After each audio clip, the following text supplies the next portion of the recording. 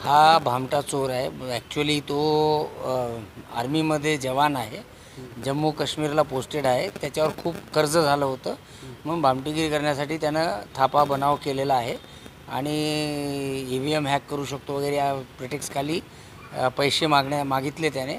प्रत्यक्षात त्याला कुठलंही नॉलेज नाही. तो BA झालेला आहे आणि फक्त त्याच्यावर खूप कर्ज झालेलं आहे. ते पैसे कुठून तरी मिळवावे म्हणून भामटेगिरी करण्यासाठी त्याने हे प्रयत्न केलेला आहे. कोणाकडे पैसे मागितले होते?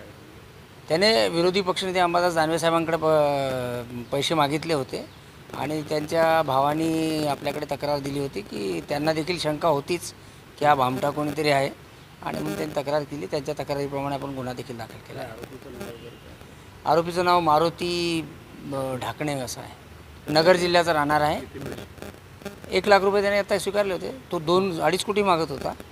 1 लाख रुपये स्वीकारले होते. अजून दुसरीकडे कुठं आज गेला असं काही नाही कुठेच नाही.